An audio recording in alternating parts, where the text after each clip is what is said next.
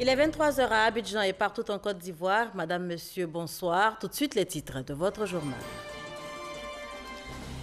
Il s'est tenu ce matin un conseil des ministres au palais présidentiel, conseil présidé par le chef de l'État, Alassane Ouattara. Plusieurs décisions prises, on en parle dans quelques instants.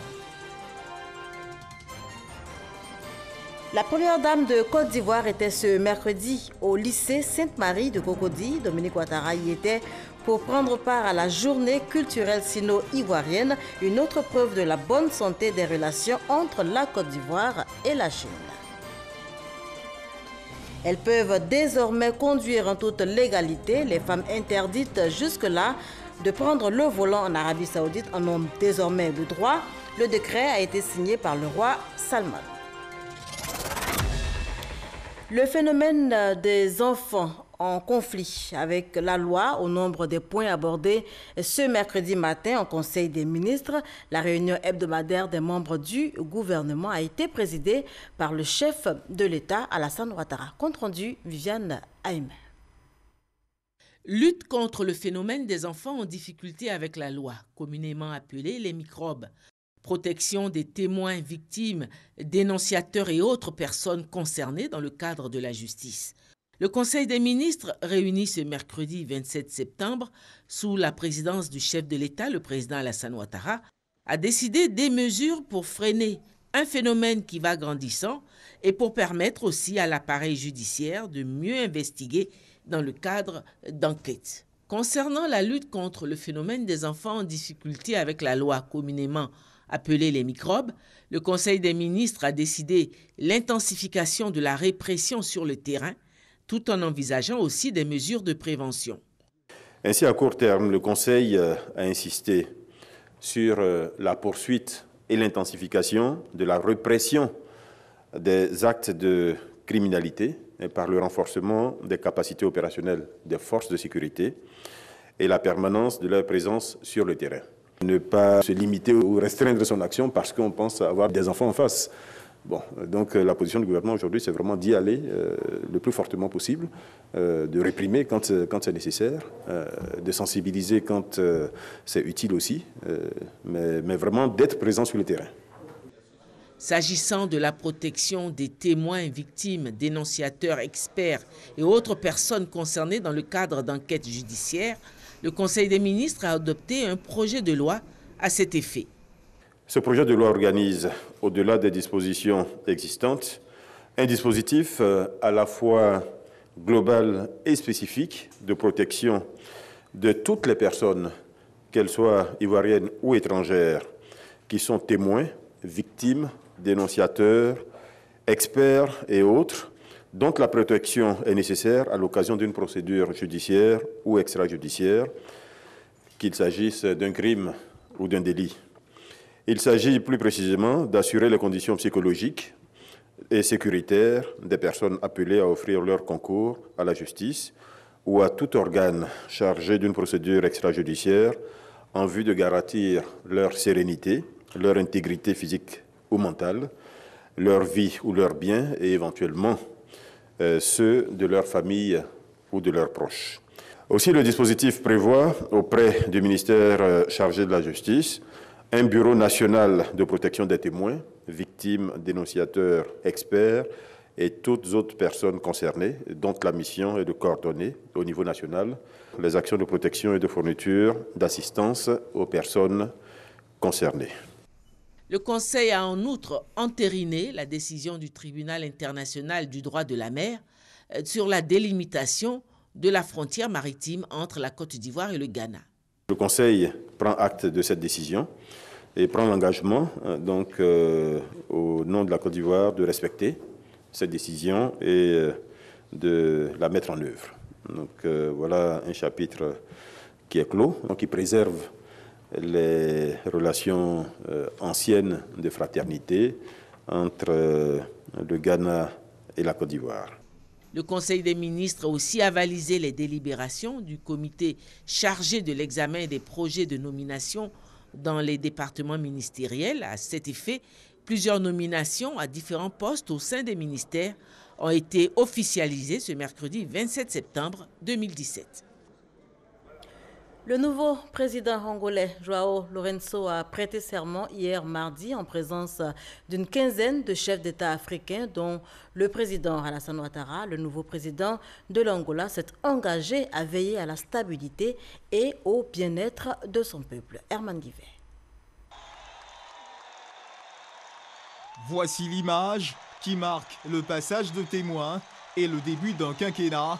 José Eduardo dos Santos cède le fauteuil présidentiel après 38 années de fonction à João Lourenço, la tête de liste du MPLA, Mouvement populaire pour la libération de l'Angola. Le parti présidentiel est sorti grand vainqueur des dernières élections législatives avec 150 sièges remportés sur les 220 disponibles. Devant des milliers d'Angolais réunis à la place de la République, en plus d'une quinzaine de chefs d'État africains, au rang desquels le président ivoirien Alassane Ouattara. João Lourenço a prêté serment pour un mandat de 5 ans. Âgé de 63 ans, l'ancien ministre de la Défense promet d'être le président de tous les Angolais. Dans un contexte où l'Angola, grand producteur de pétrole, est confronté à une chute brutale des cours mondiaux depuis 3 ans, João Lourenço s'engage à être l'homme du miracle économique en lançant des politiques d'emploi et de lutte contre la pauvreté. Pour l'aider dans cette tâche, João Lourenço sera assisté de Bornito de Souza, le nouveau vice-président angolais, qui a également prêté serment lors de cette cérémonie. C'est donc une nouvelle page de l'histoire qui s'ouvre pour l'Angola et le pays entend l'écrire avec la Côte d'Ivoire. En témoigne cette rencontre entre le président Alassane Ouattara et son homologue angolais suite à la cérémonie d'investiture. Une intensification des relations entre les deux pays pointe à l'horizon. Et on reste avec notre reporter Herman Guivet qui nous conduit cette fois à Dakar au Sénégal où le vice-président Daniel Kablan-Duncan a récemment séjourné. C'était dans le cadre du forum Investir en Afrique. En marge de l'événement, et bien Daniel Kablan-Duncan a été reçu par le président sénégalais Macky Sall.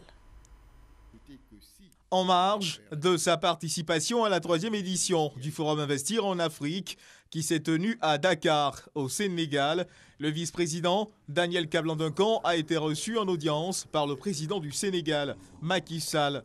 Le vice-président Daniel Kablan-Duncan était porteur d'un message du président de la République, Alassane Ouattara, à son homologue sénégalais, Macky Sall. Je lui ai transmis l'invitation, en plus de son frère, pour le sommet Union africaine-Union européenne qui va se tenir à Abidjan les 29 et 30 novembre 2017. Et le président Macky Sall a bien voulu confirmer qu'il sera là, effectivement, à Abidjan. Le Sénégal est en train de faire des efforts très très importants. Nous devons renforcer la coopération entre les deux présidents et entre les deux pays, de manière à tirer profit donc, des avancées dans l'un des pays au profit de l'autre et vice-versa. Et nous avons parlé aussi effectivement du renforcement de la coopération en matière monétaire et notamment, donc, comme vous le savez, concernant donc, le franc CFA, qui est un élément important donc, de politique. Un peu plus de 80 chefs d'État et de gouvernement seront présents à Abidjan pour ce sommet Union africaine et Union européenne.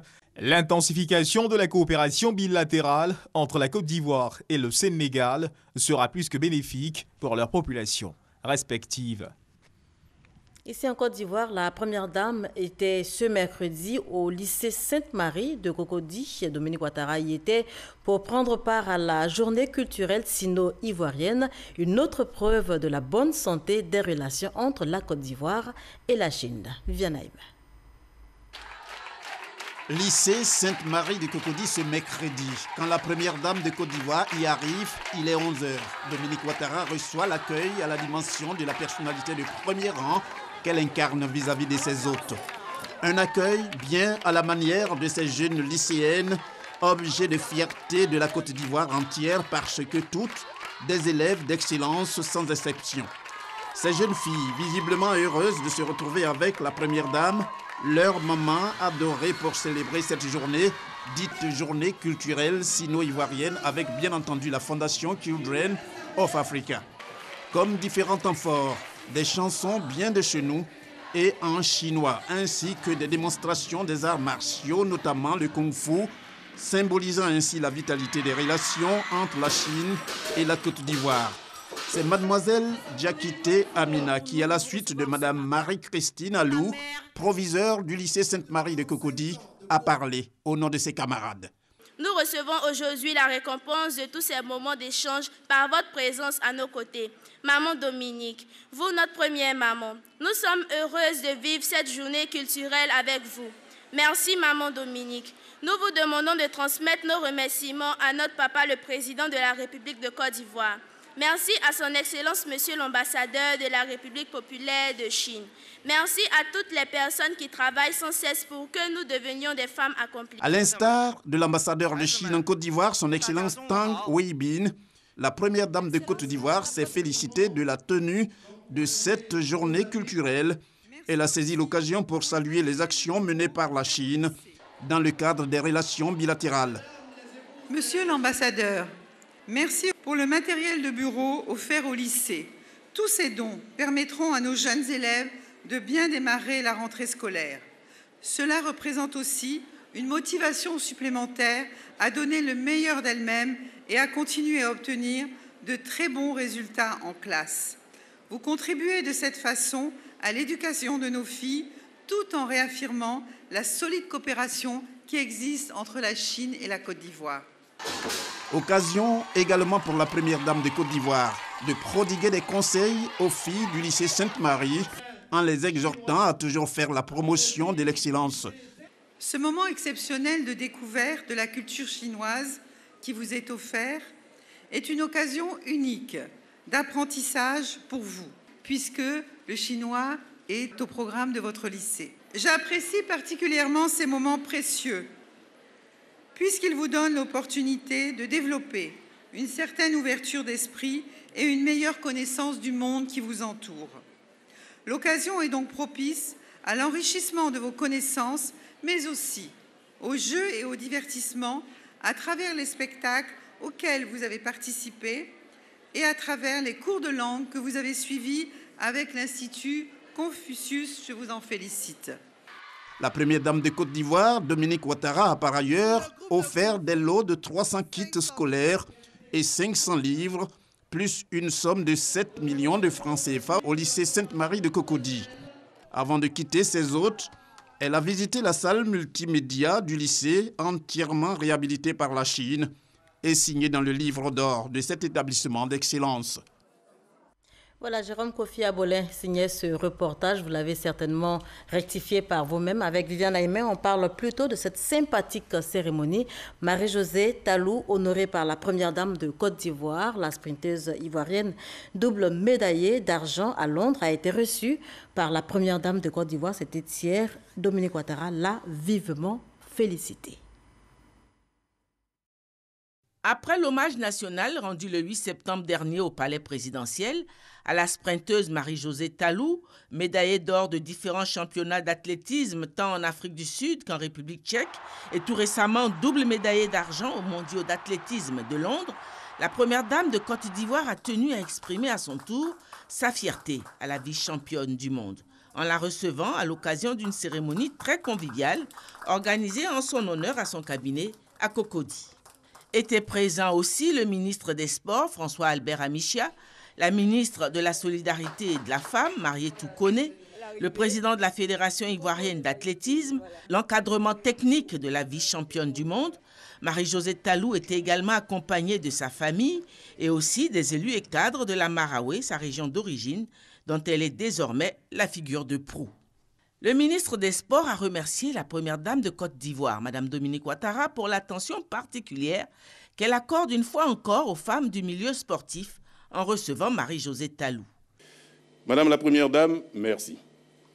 Merci pour tout ce que vous faites pour le sport ivoirien, mais surtout pour vos enfants, qui se battent avec courage, abnégation et détermination pour honorer la Côte d'Ivoire. Je suis persuadé que vous êtes pour beaucoup dans ce dynamisme de succès de nos jeunes sportifs, car c'est vous qui inspirez ces jeunes talents pour un travail bien fait, avec courage, avec engagement et patriotisme.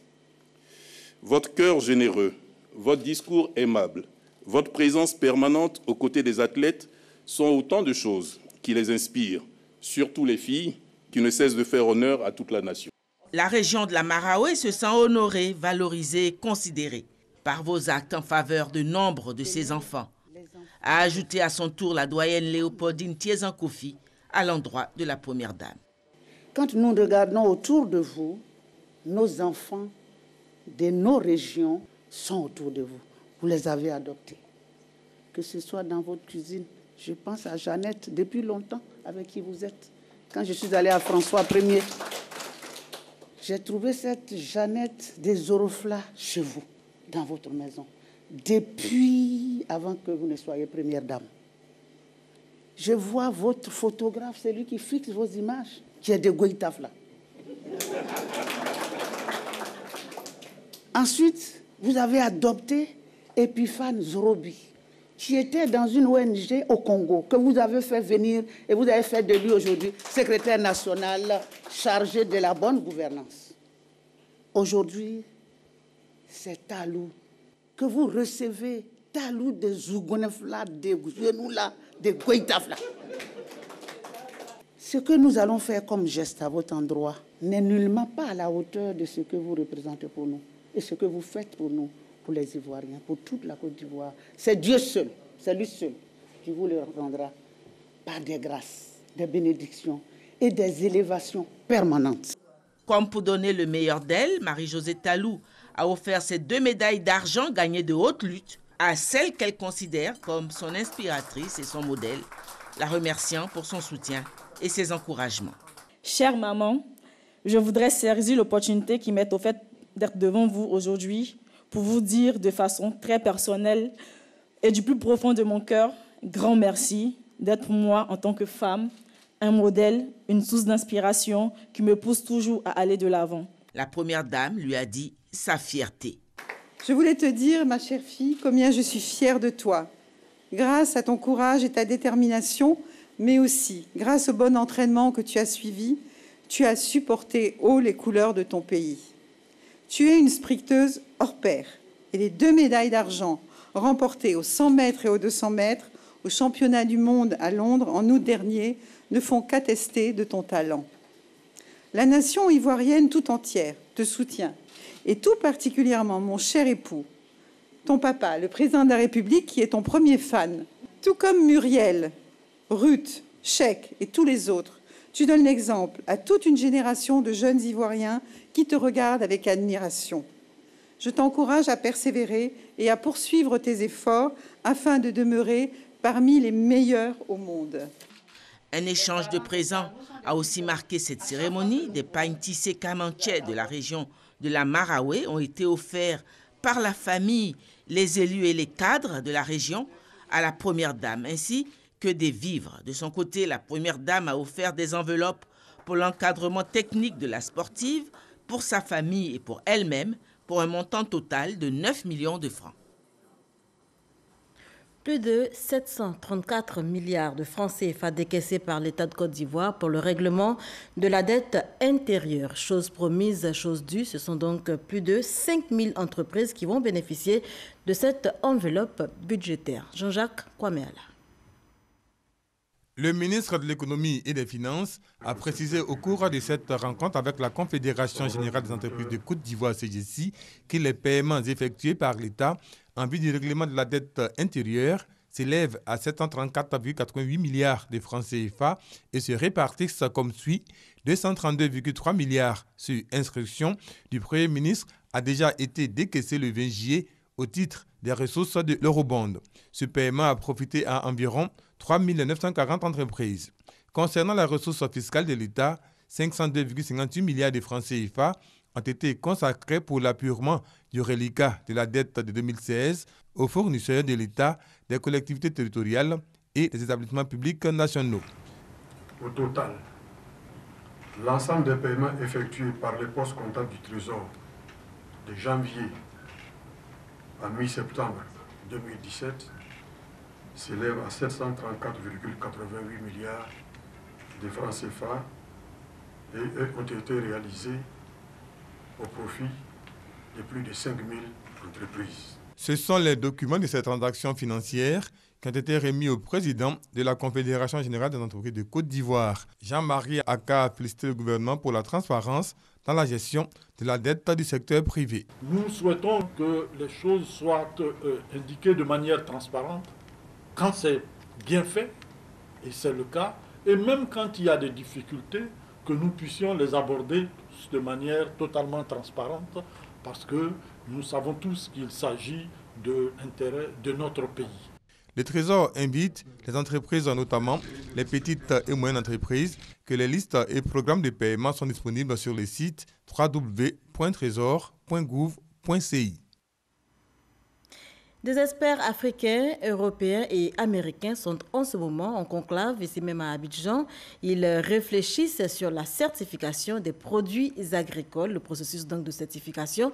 Et cette troisième rencontre internationale du genre se déroule à Marcory. Francis Boifo. La certification est une procédure destinée à faire valider par un organisme agréé indépendant la conformité du système qualité d'une organisation à partir d'un référentiel de qualité officiel et reconnu. Dans le domaine agricole, cette notion se perçoit à deux niveaux. Les certifications durables ont pour principale vocation de contribuer à la préservation et la conservation de l'environnement. De mon point de vue, la certification équitable va au-delà, avec un prix minimum garanti, une prime aux producteurs, une liaison beaucoup plus directe entre les acheteurs et les organisations de producteurs. Au-delà de la certification, le thème de cette conférence internationale annonce la volonté des organisateurs d'intégrer d'autres variables dans le processus de certification des produits agricoles. Il faut aller au-delà de simple aspect commercial. La certification équitable doit être un levier du développement local, c'est-à-dire par le biais du soutien à des filières comme la filière cacao, on doit impulser des dynamiques de développement local. C'est pour ça qu'on doit renforcer les capacités de producteurs, c'est pour ça qu'on doit développer leur capacité de plaidoyer, de représentation des producteurs à la base, pour qu'ils puissent devenir des véritables acteurs du développement local et national. Cette rencontre, une opportunité pour certains producteurs de plaider pour un meilleur encadrement de leur filière. L'appel a été entendu par l'État de Côte d'Ivoire parce qu'aujourd'hui, notre café et cacao est en voie de certification. Et nous lançons aussi l'appel pour que le secteur qualité aussi soit certifié parce que c'est un secteur qui échappe à tous les contrôles. Tant que le qualité n'est pas certifié, nous serons toujours à la merci de l'acheteur. En plus du renforcement des capacités des organisations des producteurs, les participants africains, européens et américains vont échanger sur le financement des programmes de certification et la question de la sécurité alimentaire en Afrique. Cela pendant 3 jours. Voirie urbaine, de nouveaux chantiers de bitumage ouverts dans la commune de Cocody. Le maire Ongwa Akamatias a procédé ce mercredi au lancement des travaux. Lanciné Bakayoko.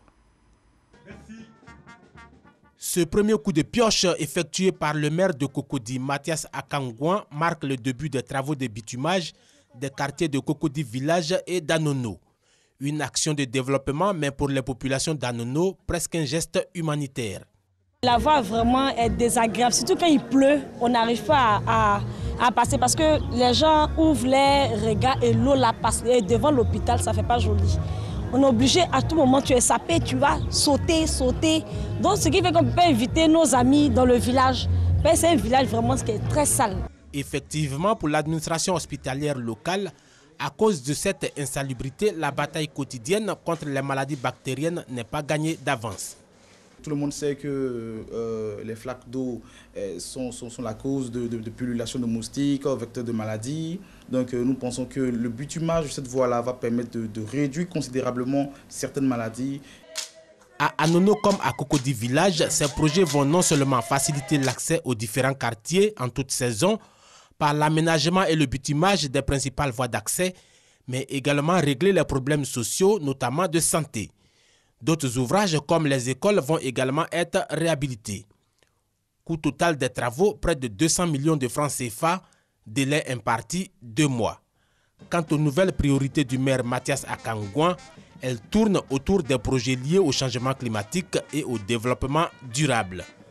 Bientôt on va aller à la COP23. Le gouvernement nous a annoncé que c'est notre projet qui sera le guide. Nous allons tous mettre derrière le projet de Cocody pour aller à la COP23 en Allemagne. C'est vraiment une fierté. Une grande fierté pour les populations de Cocody. Ça veut dire qu'on n'attend pas toujours, on va chercher aussi. Tous ces projets pour la splendeur de Cocody ont déjà reçu l'approbation de la communauté mondiale du climat. Ils devraient bénéficier de financements conséquents au terme de la COP 23 prévue du 6 au 17 novembre prochain en Allemagne. Mariatou Kone, aux côtés des victimes des récentes inondations dans la commune de Yopougon. Au nom du gouvernement ivoirien, la ministre de la Solidarité, de la Protection de l'Enfant et de la Femme a remis un chèque de 300 000 francs CFA à chacune de ces personnes sinistrées. On fait le point avec David Soyo et Astou Touré. À la retraite depuis 2 ans, Rigobert fait partie des sinistrés des pluies qui se sont abattues sur la cité Coprime de Yopougon en juin dernier. Nous vivons une situation vraiment pénible. On ne peut pas dormir.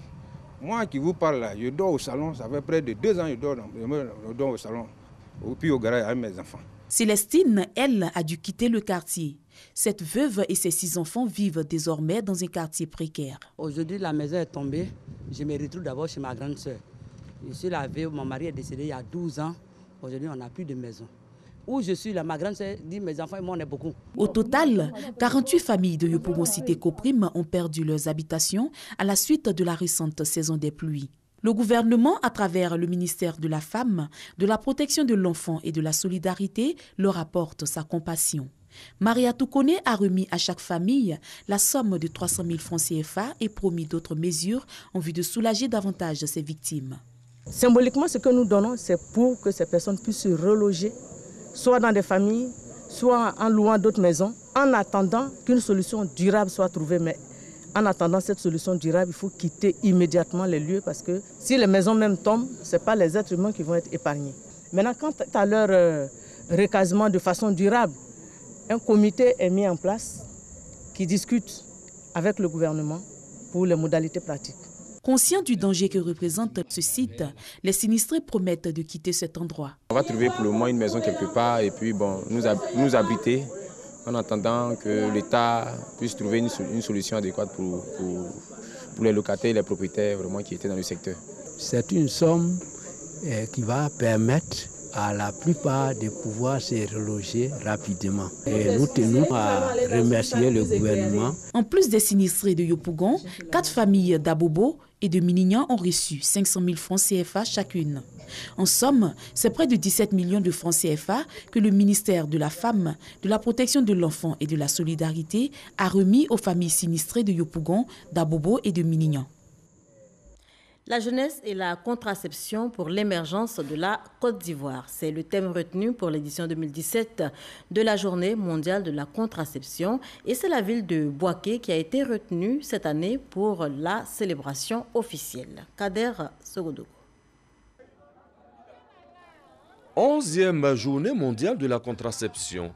La célébration officielle a lieu à Bouaké.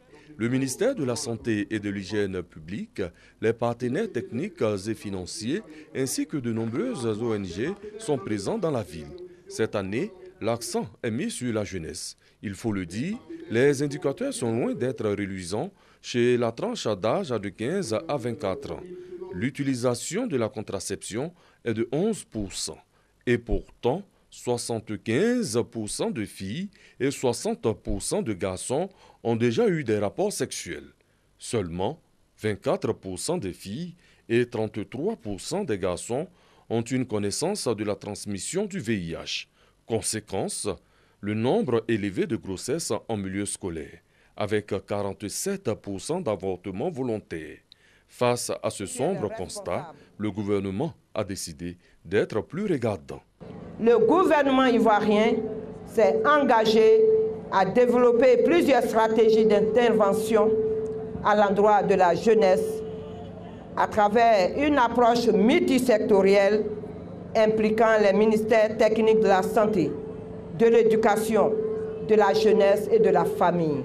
Une des stratégies que nous notons est le repositionnement de la planification familiale. Les partenaires au développement accompagnent le pays. En Côte d'Ivoire, les organismes de coopération bilatérale et multilatérale appuient le ministère de la Santé et de l'Hygiène publique à travers des stratégies novatrices telles que la distribution à base communautaire de contraceptifs. 614 décès pour 100 000 naissances. Les efforts du gouvernement ivoirien pour réduire ce taux seront soutenus par les femmes. Cette Cette journée vise à faire connaître les différents moyens de contraception aux populations de manière à pouvoir choisir son nombre d'enfants en toute responsabilité. Une visite à des stands des ONG et des cliniques mobiles a mis fin à la célébration officielle de la Journée mondiale de la contraception à Bouaké. Et cette bonne nouvelle, elles peuvent désormais conduire en toute légalité. En Arabie Saoudite, les femmes interdites jusque-là de prendre le volant en ont désormais le droit. Un décret signé par le roi Salman et qui réjouit particulièrement les défenseurs des droits de la femme. Voilà qui met un terme à ce journal. Merci de nous avoir suivis.